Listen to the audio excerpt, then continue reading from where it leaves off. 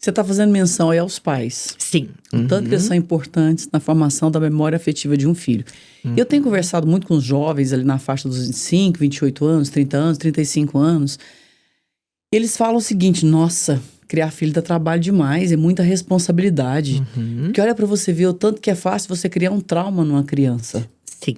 E aí você vem me falando de memórias afetivas. Sim. Eu tendo a concordar com esses jovens. Até porque eu sou mãe e eu sei que ter filho é muito difícil mesmo. Sim.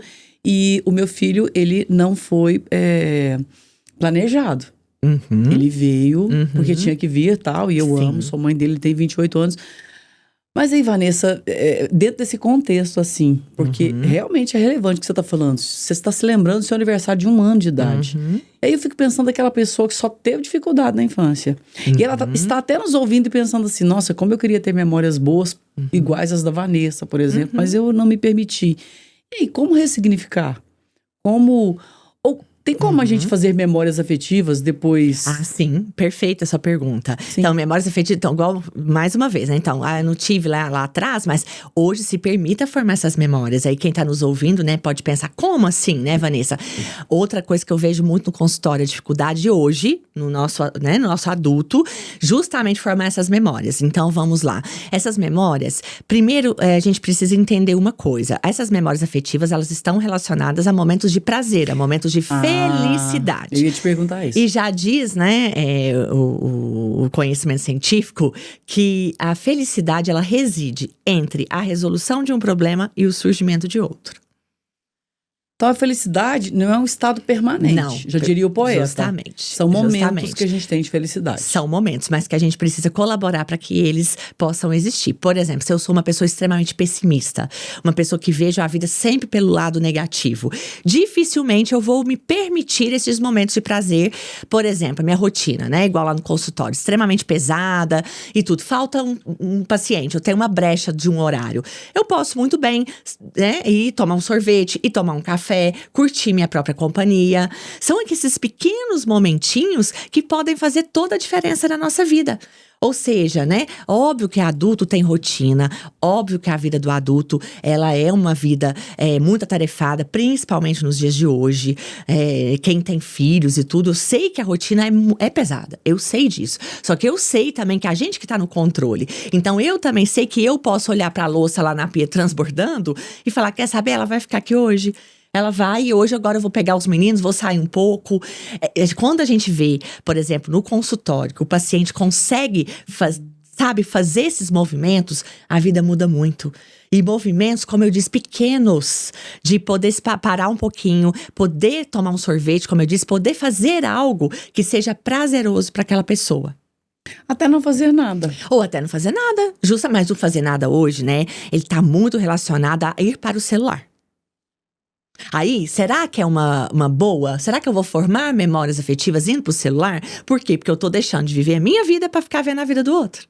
Porque quando eu vou pro celular, óbvio que ninguém me engana, você vai estar tempos e tempos no TikTok, tempos e tempos no Instagram, e você tá comparando a sua vida com a dos outros. Porque você tá ali rolando feed, você tá ali, né, vendo stories, então… Comparando. E aí, e a sua vida? É sobre isso que a gente tá falando aqui hoje, né? E sobre a sua vida, o que você tá se permitindo?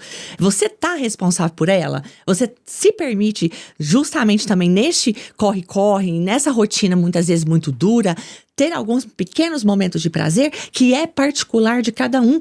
A gente tá, né? Eu tô dando um exemplo aqui do sorvete, mas tem gente que pode estar nos ouvindo e falar, não, eu só odeio sorvete.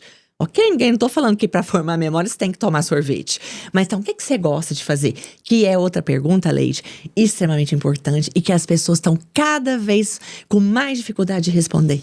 Sabe uma coisa que eu acho legal, Vanessa? Quando eu tenho um tempinho assim, eu sempre gosto de ligar para alguém que eu gosto. Sim. Que tem um tempo que eu não falo com aquela pessoa. Sabe aquela ligação que você vai protelando assim? Nossa, eu tenho que falar com a fulana. Eu quero ligar pra fulana. E aquela fulana vem na minha mente. Acontece muito isso comigo. Sim, sim. E aquela fulana tá vindo na minha mente e eu não consigo falar. Aí deu 10 da noite, eu já não vou ligar pra pessoa naquele horário. Aí no outro dia, aí eu ligo pra pessoa e falei, e aí, querida, como é que você tá? Pessoas que eu gosto. Sim, perfeito. Isso me faz muito bem. Sim, então. É ligar, Sim. não é ficar teclando, que eu detesto. Sim. É ligar. E você não… provavelmente, você aprendeu isso olhando pra dentro de si, não é? Sim. Percebendo o que é importante pra você. Mas as pessoas hoje vivem tão no automático que elas têm essa dificuldade muito grande de poder olhar para si. Tem também, né, é importante a gente linkar aí, muitas vezes uma dificuldade com o dinheiro, da maneira de conduzir o dinheiro. Porque, vamos ser sinceros, o dinheiro nos permite e muito formar boas memórias afetivas. Ele permite, por exemplo, eu poder viajar, eu poder ir num restaurante bacana, eu poder comprar uma roupa bacana. Mas tem pessoas que elas não conseguem. O dinheiro ainda para elas é visto como algo… Não posso gastar à toa. Né, entre aspas, né? Não posso gastar à toa, porque, nossa, é muito sofrido, é muito difícil. E mais uma vez, não tô falando aqui pra ninguém catar seu dinheiro e torrar. Mas também, será que eu preciso segurar no outro extremo, ao ponto que eu também não me permito formar nenhuma memória afetiva? Às vezes eu, por exemplo, recebo no consultório um empresário que chega lá pra mim… Nossa, eu trabalho de noite, tem 20 anos sem parar, não tiro férias, não levo minha família pra lugar nenhum. Será que isso tá benéfico?